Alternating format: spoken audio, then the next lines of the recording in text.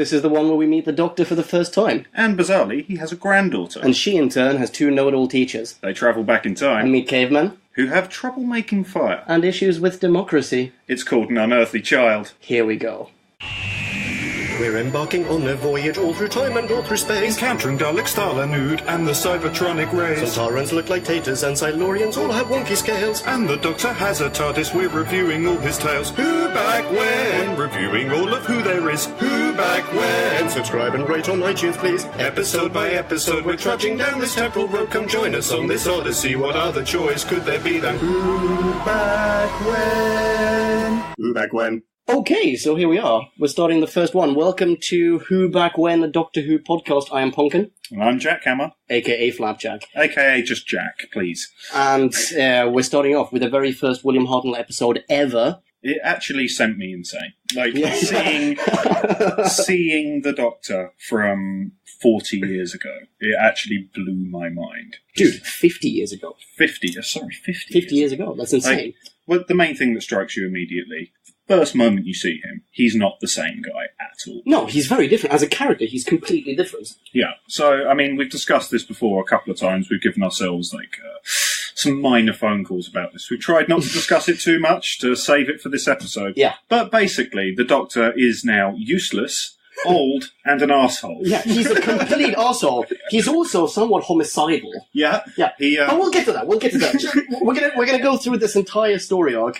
We'll try and keep it broadly chronological, so that this is possible to follow in any way. But a priori, let's face it, the guy's a complete douchebag. Yes. And incompetent. So let's just try and get our head around the context of how this story begins. So Susan seems to have been in school for a while. Yeah, Susan is... Oh, hang on, wait. We got to introduce Susan. So...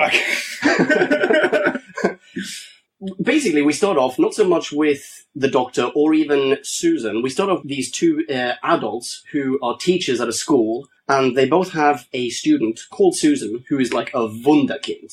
Well, she is and she isn't. Yeah, okay, that's good. She doesn't seem to understand the most basic of concepts, yet she's like a master in astrophysics. She's a master in astrophysics, but she... She thinks England's on the decimal Exactly, system. So the two teachers... That doesn't sound so ridiculous, but back in 1963, when this was broadcast, England was not on the decimal system. Exactly. So, well, the two teachers, one is a science teacher, the other one is a history by the way, teacher. Doctor Who, right? Yeah, well done! Yeah, well done. Well done! So the two teachers, one is a science teacher, the other one is a history teacher, and the history one is saying that, well, she seems to kind of not really get chronology. Yeah. She seems a little bit mixed up, between the year 2030 and 1963. Exactly. Yeah.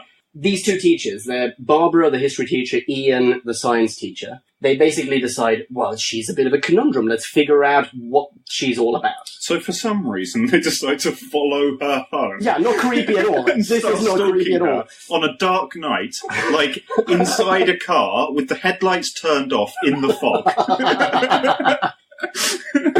Let's not forget, the episode actually starts off with the longest, most useless shot of a policeman just walking around in the fog outside Mr. Foreman's junkyard, which makes no sense whatsoever, because the policeman has nothing to do with this. Yeah, absolutely. But clearly, so here's my problem, just to very begin with. Yeah. So, obviously it's set up that the Doctor and Susan are moving around, back and forth in time from place to place, and she's like a traveller. But she seems to have been at that school for long enough that she's actually acquired a very strong relationship with these two teachers. Yeah, and she's not that old. Yeah, and she's not old at all. It's as if they've been there a long time. However, there's one thing which I'm going to say probably they hadn't figured out at this time, but it is possible that she could have, now that we know a bit more about the Doctor, she could have regenerated. She could have had completely different lives. That is completely possible. Yeah.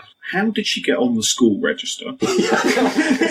This guy who lives in a freaking junkyard manages to fake papers for us. For presumably all of, 2 years max? Oh, and by the way, can I just say... British nationals? I mean, they got passports? Yeah, not just that, dude. They don't know his name. We have lots of puns of what's his name? Doctor Who? Well... But surely she must have a surname. She's registered as a student of this school. Well, she is given a surname. So at school, her name is Susan Foreman. Susan Foreman. Wait, is it really? Yeah. Okay. It is, and when they turn up and actually meet this weird-looking older paedophilic man, they refer to him as Mr. Foreman, and he says, "Doctor, please." And he says, "Dr. Foreman." And he goes, "Doctor, no." Foreman, you silly child. No, he says no, they refer to him as Dr. Foreman. He goes, Doctor who? Yeah. So that's like the first of several Doctor Who puns. Yeah, and it turns into a 50-year-long pun. Yeah, it really... That is still going to this day. In the last episode we watched, June 2013? Yep. The Doctor's name needs to be uttered to open his tomb. Grave, Yeah. tomb. But not just that, like now... And we still don't know what it is. Now the fact that the Doctor has a name that is a secret is of incredible importance. So obviously lots of theories have been devised as to what his name is, or how you would pronounce it, because it would be Gallifreyan, right? So what is his name? And one of the theories would be Dr. Foreman. But bizarrely, he has a granddaughter whose name is actually just Susan, which leads me to think that the Doctor's name may just be Dave. Or Simon. Or better yet, Keith. Keith the Doctor. It doesn't have to be like Gibboleth. It could be Steve. Yeah, for all we know, Steve Susan means something else in Gallifreyan, or possibly it's like, but the Doctor maybe it's like Cher, or Madonna. Maybe it's just like Bono. But he refers to her as Susan, and it's very natural and very, that is her name. Her name is Susan. Yeah, plausible deniability. Anyway, I don't know. Anyway, so they follow, the two teachers, they get in the car, they follow this Wunderkind child to a junkyard, they meet the Doctor. Yes. And at first he claims not to know anything about some girl who's wandered into the junkyard. You're seeing things, boy. Yeah. And they threaten to call the police or go and fetch the police, and he's like, well, you know what? You go do that. Yeah. Go get the police, tell them that I've locked up a girl in a police box in a junkyard, and see what they say. I shall be here to see you fail, and I will laugh. Yeah, it's great. And, then Susan, who is inside the TARDIS, inside the police box, which is the TARDIS. I'm presuming that our listeners know this. So, she opens the door because she hears someone outside and goes, "Oh, grandfather, are you there?" and blah, blah. The teachers see them, they storm into the TARDIS, all of a sudden, they've basically been alien abducted. It is like a proper abduction as well, because they really do want to leave. It's not as if they accidentally got trapped in the TARDIS. The Doctor closes the doors behind them. Yeah, and refuses to let them out, starts laughing, and takes them off in space-time. Yeah. It's a kidnapping. It's a complete... There's no doubt about it. He is kidnapping them, okay? But not just that, he's contradicting himself, because he's saying, like, no, go and get the police and tell them this actually quite realistic and plausible story about an old man who's abducted a girl and locked her in a box. Yeah. Joseph Fritz? Yeah. But he won't let them get out of the TARDIS because they may go to the authorities and tell them there's a time-travelling professor or doctor whose grandchild is also in said time machine. And his granddaughter, who is enrolled in the local school, and has been so for a long time, is in fact an alien time traveller. Yes. That is more plausible according to him. So he won't let them out. Instead, he sets the TARDIS going, and they travel back. This is the end of the first of 4 installments of this story. Yeah. We should say, by the way, the story itself is called An Unearthly Child. The first episode is An Unearthly Child as well. And bizarrely, I mean, we've described essentially nothing there, but that is all that happens in the first episode. Yeah. It's exposition. It's very slow moving. I mean, that's the first thing that strikes you. Just talking about the first episode, and it applies to all of them really. Dude, imagine seeing very this. Slow moving. Yeah, but imagine seeing this for the very first time, and then having to wait a week to see what happens next. Absolutely. That's ridiculous. Yeah. Because nothing has happened in this episode. No, nothing happened at all. It's 20 minutes long. They're a lot shorter than they are now. Mm-hmm. And a lot less is happening. But it's the pilot episode, so fair enough. Yeah. All right. It's absolutely terrific. End credits roll as they travel back in time. And a caveman appears as a shadow across the TARDIS. Yeah. Yeah. Exactly. So, episode 2, called The Cave of Skulls, was it? It was The Cave of Skulls. No. Yeah, The Cave of Skulls. Yeah. Okay. The Cave of Skulls, and there are cavemen. They travel back in time. There are lots of cavemen. They all speak English. And very bad English. Very bad English, but not just that. they also act out the most poorly constructed dialogue ever penned by man. Yeah. So we see these cavemen, it's basically like winter is approaching, i.e. the Ice Age is basically approaching. And they're afraid of, if they can't make fire, they're going to die. And like the previous elder made fire... Which in itself doesn't make that much sense. So there are cavemen. Presumably they have been surviving for 1,000 years. Yeah. Without fire. No. They're immediate elders. Yeah. So there was a guy who could make fire. Yeah. But if everybody had been able to do it for the last 1,000 years, they would know how to make fire. They've been perfectly fine without fire. Yeah, but now the Ice Age is turning up, and they basically... How do you know it's the Ice Age? Well, okay, fine. It's a winter. How Okay. do you know it's the Ice Age? How do you even know it's Earth? Because the Doctor says so. Doesn't he? Yeah, I think so. Yeah. He says, he doesn't say where they are, he just says, we've travelled back in time. Yeah. That's all he says. And basically, like, the TARDIS has just stopped, right?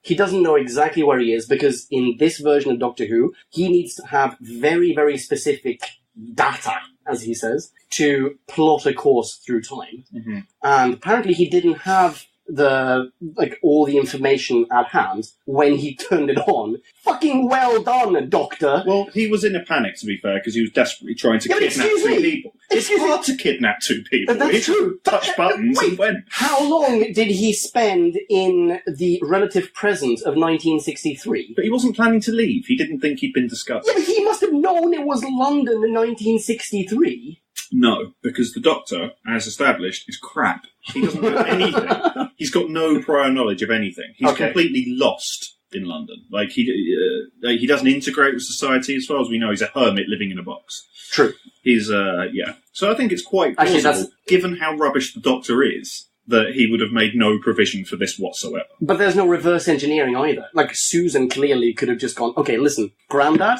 the thing is, it was, I don't know, September 14th at 3:15 p.m. or something, and blah, blah. But anyway, that's not established. They land somewhere in the past. It is clearly Earth because they've just travelled through time, not space. Okay. So it might even be like London, X years Yeah, BC. it could be Yeah. actually the IM Foreman scrapyard. Yeah, exactly. Yeah. Although, if they'd gone back that far to the time of cavemen, there probably wouldn't have been any people in Britain. That's true. Yeah. But you know But what? that We're talking aside- about an alternate version of history where cavemen speak English. So anyway, Clearly, the writers of Doctor Who had investigated the linguistics of the country and had taken on board one of the theories. yeah. Yeah. So anyway, getting back to the episode, they leave the TARDIS to go exploring because the Doctor really just wants to go out and explore, take samples and things. Here something happens that I found fantastic. Okay, he's kidnapped by cavemen, or by a caveman. Well, But- caveman knocks him out. Yeah, knocks him out and drags him back to the cave. But And that was Cal. that was Cal. But here's the cool thing. The Doctor was smoking a pipe. He was smoking! The Doctor was smoking a pipe. And the caveman sees him breathing fire. Or fire from his finger. Fire from his finger, yeah. Which is a match. Basically, he thinks, okay, this guy can teach me how to make fire, and if I can then make fire, I will be the leader of my tribe, and we will That survive isn't the winter. actually what he says. He actually thinks that fire comes from this man's finger. And what he wants to do is keep this man, because he's a fire-emitting being. True. Keep him in a corner and say, fire! And then fire Yeah. occurs. And up until now, the only thing we've seen of the caveman is basically this guy, Cal. No, that's Zar. Okay, so there No, are... it's not. It's Cal. Cal knocks the Doctor out, brings him back as Yes. like an offering. Here's, I can make fire. Your leader, Zar, he no make fire. He try many years, he no make fire. I bring you fire. Yeah. So, by the way, just thank you for exemplifying the crap dialogue of this episode. Because, It's all like that. yeah, all because of it. scenes of that nature go on for like 10 minutes. Where they basically just say, I make fire, I be leader, I tribe leader. I They good say that man. over and over again for I fucking good 10 man. minutes. I good leader. He no good leader. Yeah, yeah. And then on an end I of the... save you in winter. It's great. Well written. Over and over and over again. Okay, so let's just say this as well. There are four main cave people. There's quote unquote the good guy, Tsar. I don't know if he's good, but Yeah. Tsar. He's the guy who's trying to make fire because he remembers his father? His father, yeah. His father made fire before. The fire-making thing has clearly been kept secret. It's no longer known to anyone. He's trying to just rub a stick with his hands. Yeah. Because he kind of saw something at some point, but he hasn't put one and one together. But anyway, so then there's the outsider in a way. Yeah, Cal. so he turned up to the encampment, like, last winter. Yeah. On his own, he'd been, like, either kicked out by his old tribe or the rest of his tribe had died. Yeah, And he got taken in by this new tribe. exactly. And he's now basically trying to be the new leader. Yeah. So he's the bad guy. He has, like, a female counterpart. Or, like, sorry, there is a female counterpart to either of them. And her name is Her, H-U-R, which, by the I way, don't know if I call her a counterpart. She's trying to be the queen. She's the trophy wife. I mean, she's like the one that gets handed to the leader, for raping and pillaging and, Basically. generally being a caveman wife. Wait, whose side is she on? The good or bad guy? Initially, she's on the good guy's side, but I think she's always on the good guy's side. Yeah, you're right. Actually. She's always on Zar's But side. her father wants her to be given to the tribe leader. Her father, by the way, who looks exactly like Will Ferrell. Yeah, I could see that. Yeah. Yeah, so if Cal were to become the new leader, she would have to be the wife. Yeah. Because she is the wife of the leader, that's her role. Yeah.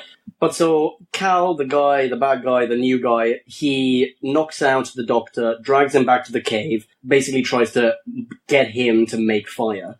And the doctor at this point, in an incredible breach of the Prime Directive, says, "Let me go, I will make fire for you. I'll teach you, I will alter the course of human history by teaching you people how to make fire." Yeah, and in that one sentence he encapsulates himself, Yeah. which is a completely selfish bastard. Yeah.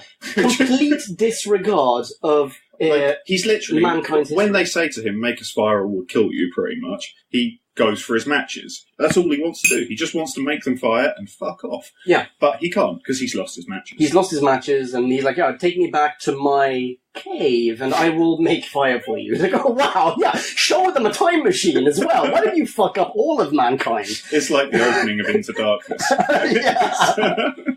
So, Susan, Ian, and Barbara, they go looking for the doctor. They find that he's been kidnapped, they find the cavemen, they find the cave and blah. Well, they get kidnapped themselves. Oh yeah, sorry, they get kidnapped. They get kidnapped as well. Okay, they get kidnapped. Yeah. Yeah. And rather than being freed in exchange for fire, all of them are locked up in what is basically a dungeon. It's a cave full of skulls. And therefore, The episode name, The Cave of Skulls. Very clever. it's amazing. Yeah. For more than one reason, as we'll go on to discuss, it is actually, it's really stupid that they... Oh my god, it's so stupid. I can't even... This is Do you know what this is? This is basically a Hanna-Barbera episode. Yeah. This could have been, like, on the Jetsons. Without the humour. Yeah.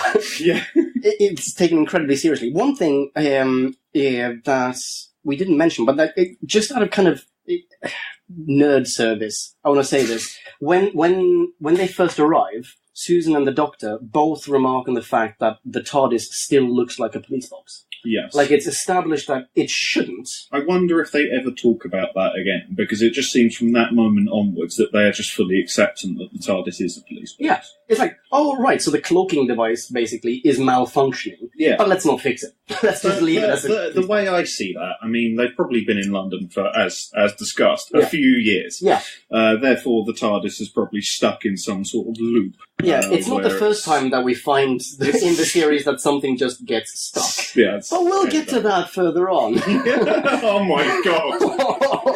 I can't hold it in. No, wait, don't spoil it. I cannot wait until we record episode 3. This is going to be epic. It's so great. Okay.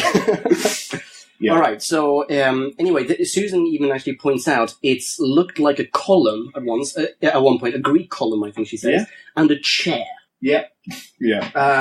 And I couldn't figure out what it was. She's an old Greek column and a Sudan chair? Oh, I seem to remember this. It was, it was some sort of chair. Some sort of chair. Was it actually a king's throne or something like that? It was something weird. I don't know. Anyway, okay, so it doesn't matter. Oh, a sultan's chair. Yeah. Bingo, there we go. Alright, so, That's the end of episode 2. Episode 3, The Forest of Fear. The forest is very frightening. It is quite frightening. So, they're still in the cave, and while the cavemen are all asleep, the one other character, an old lady, like the elder so this woman. is the fourth character we didn't mention before, actually. Yeah, when exactly. summing up the character. The elder woman. The elder woman, who has actually seen the old tribal leader. So Make fire, and she refuses to show either Zar or Cal how to make fire. Which is very interesting. Her argument, essentially, is that fire brings problems to humans. People start fighting, and there are lots of issues. Which is very interesting. This episode was recorded in 1963. You've got the threat of the Cuban Missile Crisis, etc., etc. It seems to be the answer from the Doctor Who writer's perspective is man should never have even had fire in the first place. I think, actually, at this point, we can say... nuclear arms. Yeah. It's too dangerous. At this point, we've actually seen the first 3 episodes, and I would like to say that throughout, basically, the one consistent philosophy is that technology is evil. Yeah. And fire obviously being like the start of it. It's like this old woman encapsulates that belief. And she's a very wise old woman. Yeah. She understands that it's better to not have fire at all than to have people fighting over it. Yeah. Which it's a comment on the time. Yeah. Really. Which is very interesting. So, Doctor Who changed the world. Yeah. Well, try anyway. So Anyway, so while the cavemen are asleep, the old woman, she wakes up, and we think at first that she's going to go into the cave and kill everyone, because she's got one of those stone, like a rock knife type thing. But it turns out she actually wants to free them, and says, as long as you don't make fire, I will let you go. Yeah. And all of a sudden the Doctor's like, you know what, I'm not going to make fire, ever. It's okay, just let me go. He has no morals at all. He is a complete turncoat. And they he's basically an Italian. They open up the doors. Sorry, Italians. No. I love Italians. I've got loads of Italian friends. You are turncoats. So she opens up the door for them, lets them out, and they wander out into the Forest of Fear. Into the Forest of Fear. And then Zar and the woman, they wake up, they go into the cave, he kind of throttles the old woman for a little bit, until she reveals that, she let them go, and then Zar and her set off into the Forest of Fear as well to following them. Yeah. They track them down, but... Zar hurts himself. Well, he's attacked by an animal. Is it an animal? Yeah, okay. He's attacked by some sort of animal. Wait, actually, you know what? He pussies out completely. Yeah, it can't have been that bad. It can't have been that bad. What we're about to say next, which is... So oh my god, this is so good. He's down on the floor. On the ground, in the forest. On the ground. Yeah. And the group notice that this has happened. So the group being the Doctor, his granddaughter, Zar... Susan and Ian. Barbara and Ian. Barbara and Ian. Yeah. They look back, and the Doctor's reaction is basically, "Oh, good, he's dying. Yeah. Let's run." He's just so happy that they're making it out of there. Oh, and wait a minute, dear listener of this podcast, did you think that was the end of him being a complete arsehole? Well, guess again, because that's not the end. So Ian and Barbara, the teachers, they basically go, "No, we have to help him." And Susan also is like, "Oh no, in fact, wait, I wrote down the quote."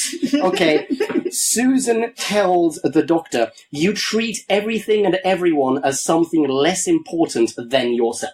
Absolutely. So, although to be fair, he treats Susan well. Like Susan's like an extension of himself. But yes, everything else is just his plaything or his thing to be used to escape. Yeah, exactly. So, but the rest of the group, they convince him to stay around. Yeah. They go and help this caveman while he's on the ground. Who cannot have been that badly hurt. Because these two people, not medically trained, the Doctor doesn't help at all. No. These two people, not medically trained, they're teachers. One of them's a history teacher. One of them's a science teacher. Basically, by putting a bit of water on his forehead and patting him, they managed to get him completely better and revive him. And then after a while, this caveman is fast forward until later, he's well enough to fight and things. Oh yeah, and win the fight.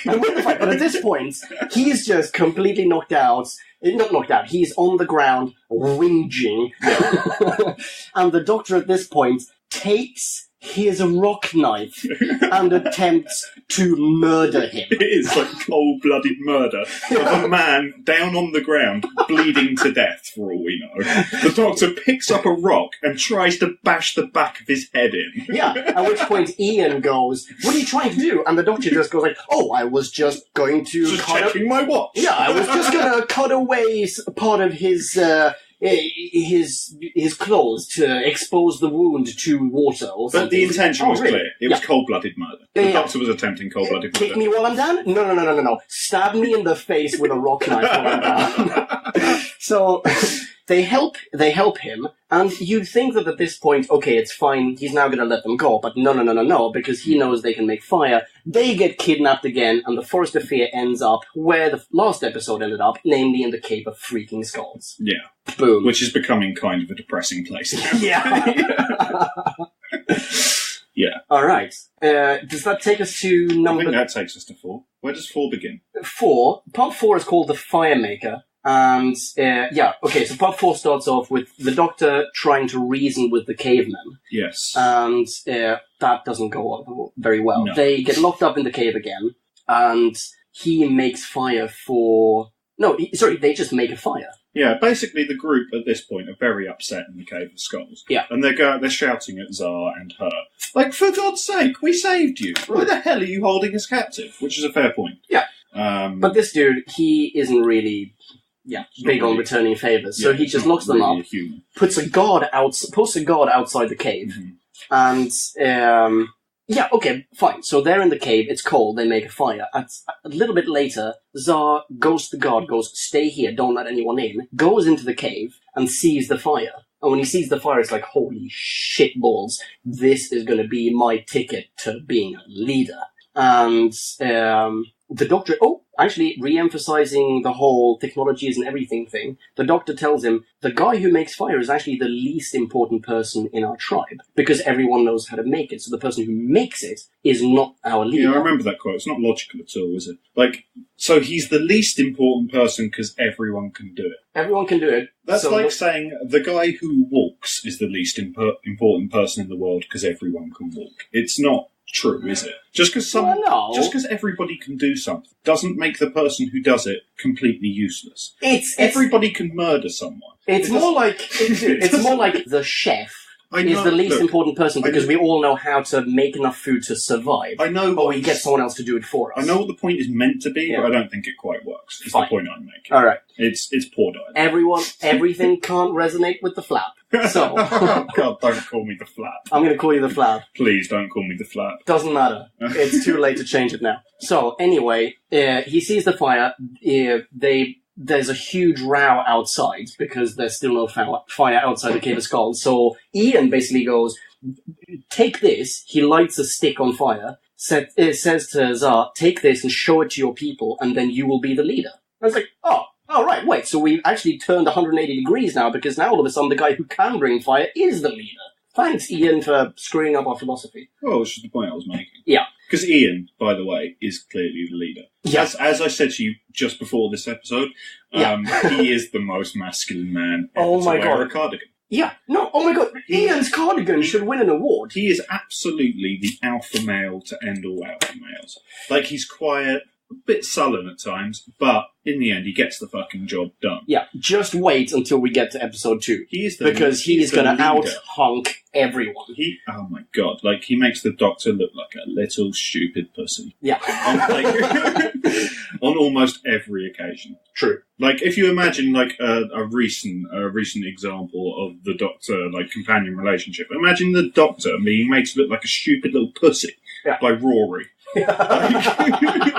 Just wouldn't happen, would it? No. Just wouldn't happen. No, but the Doctor's now turned into this... retarded next to the Doctor. But the Doctor is now this omniscient alpha male, whereas back then he was, well, neither. So anyway, hang on. Let's continue with the episode. Yeah. So Tsar shows the fire to the others. He's now the leader, basically. Mm-hmm. No, wait, hang on. We've completely missed the tussle. So while he's missed the tussle? Yeah, we've missed the tussle. So he's inside the cave. He sees the fire. They're having the little talk about, like, the one who makes the fire is the least important. At which point, Cal, who's outside the cave, goes up to the god. Jason Statham's him and goes into the cave. At which point, they have, like, the most brutal tussle ever. It's actually really horrible. And you know it was the 60s and all Doctor Who episodes were taken in one cut. That was probably actually a fight. They actually probably were punching each other in the face and bashing. Oh, dude. The guy who plays Zar died. So, yeah. Cal. Yeah, so Zar brutally kills Cal. Murders him, grabs him by the ankle and takes him through the cave of skulls. Yeah. Like a la Achilles. It's amazing. They fist fight. Then all of a sudden, Cal has some sort of hammer. Where did that come from, by the way? No, he gets a massive, massive rock. No, wait, that's later on. Okay. So he has some sort of hammer, at which point Zar picks up the stereotypical caveman, like, club. Yeah. And breaks the hammer in two, punches Cal all over the place, picks up a huge rock, crushes his skull, and drags his dead freaking corpse by the ankle across the cave, past Susan, who is a school child. It's pretty gnarly.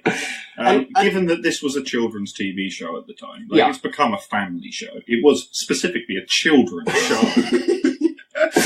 No wonder, like, the children of then, the adults of today are fucked up. So, if you think about who was a child at that time, I mean, we're talking about this is 50 years ago. 80s banker wankers. They would have grown up on that. Like, the whole Thatcherite era is probably caused by the gruesomeness of Oh my god, I knew we were going to get into this. Okay, let's not. Like those money-grubbing little twats who worked in the city in the 80s. They were like that as a result of the 60s Doctor Who. Great. Yeah. Well, now we've passed that blame. Now we know. So he kills Cal. Ian goes, here, show this fire to your people and it'll be fine. He does. Zar goes out with the fire. He's the leader. They still will not let them go. They are now in the cave. They're being fed by Zar and basically made to stay there for the rest of their days to make more fire. Mm-hmm. Right? What happens next? They escape. How do they escape? Doesn't Zar help them? No. Susan has a brilliant idea. Oh, yeah. Oh my god, this is the best. So... This is the best shit idea ever. She basically goes over, finds one of the skulls, shoves a stick through it and sets it on fire, and goes, Grandad! It almost looks alive! Yeah. It's practically me! Which, by the way, it doesn't look alive at all. No. So, they put 4 of these sticks with 4 skulls ablaze in a row, assuming that the cavemen are so freaking dumb that they will look at them and assume that they are the group. But it wouldn't even be dumbness that would cause that. I mean, blindness. It's a huge leap of logic for them to look at some burning skulls on sticks and automatically think that's them. I mean, a thought process has to go in there. Yeah. It's not... But you know what? It's not just straight dumbness. Yeah, it's like craziness. Yeah, but it transpires it wasn't so far-fetched because that is precisely what happens. And while they're marvelling at these burning craniums, Susan, Ian, Barbara, and the Doctor manage to escape. And then one of the sticks falls over. All of a sudden, boom, they put it together. They go, oh, it turns out they were just burning skulls. We are in a cave that is named after them, after all. And they worked that out because one of the sticks fell over. Yeah. Hello? Yeah, it doesn't really make sense. It's not hello, it's hello. Really? Anyway.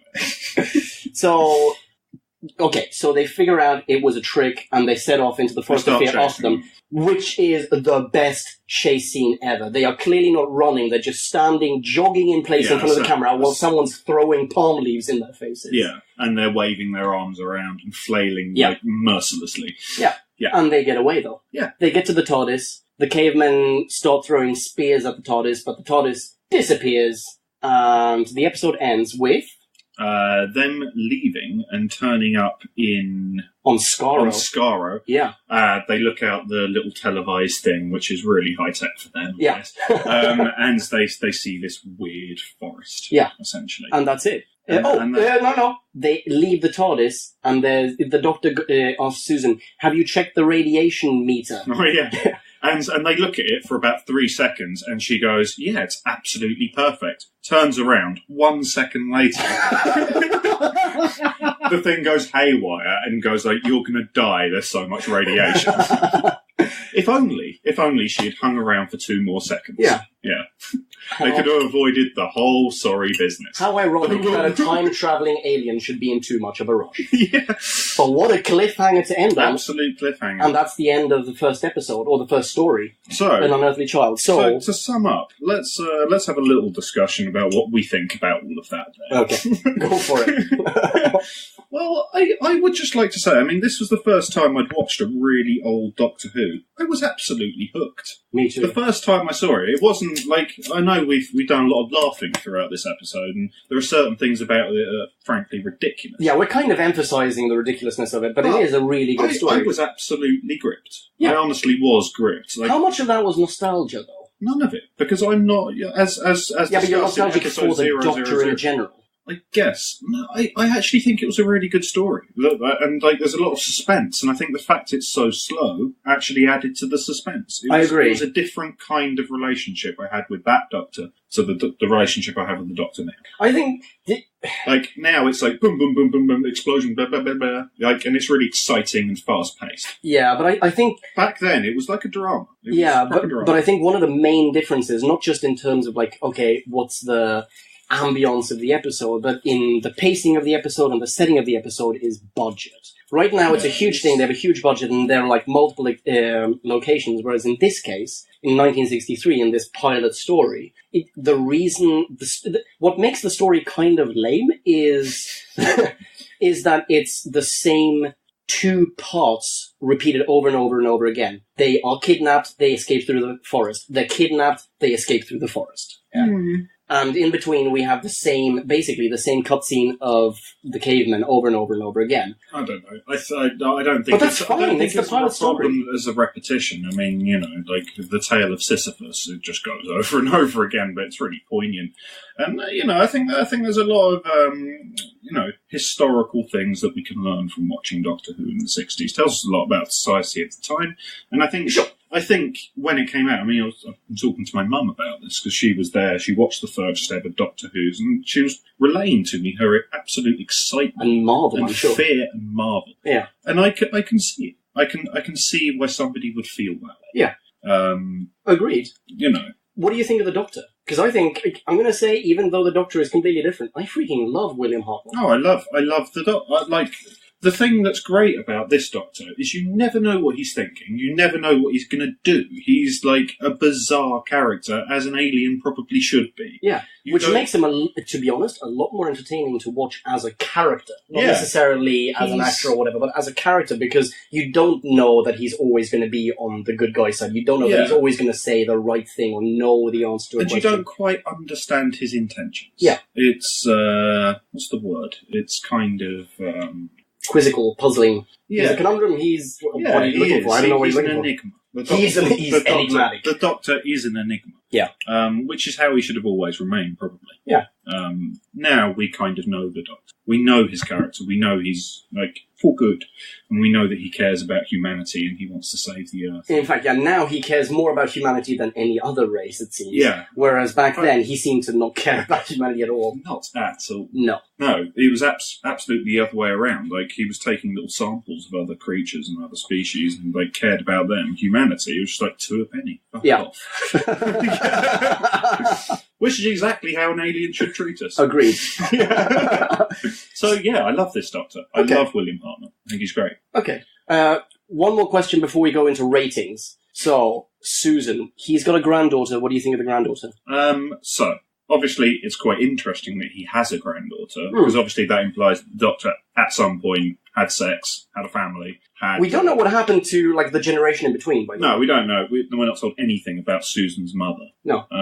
It seems as though she'd been completely raised by her grandfather, actually, because of the things she says, in later episodes as well. It seems as though he raised her. Yeah, very much so. I think she could be better, actually. She's a bit of a screamer. She's a lot of a screamer. She's a lot of a screamer. And she actually mentioned this recently herself in an interview. She was just like, she sees the Doctor now and his companions, and they see something really weird, and they go, "Ooh, that's beautiful. That's amazing." Yeah, whereas back then it was more like horror and terror. It was like, let's run! Yeah. And she's the one who does that in the episode. She's the one who screams and gets upset and gets touched on the back and starts running. I think that's mainly because she's the child character. It's not her fault, but she is a little bit... It's not even a question of like 1963 sexism, because Barbara is a lot more independent, a lot stronger. Yeah, she's a strong-willed woman. Yeah, very, very strong character. Yeah. I like the actress. I think she plays the part. She is a child. Yeah. She plays the part of a child well. But she's not what you call like a modern day companion. She doesn't really have like a mind of her own. No.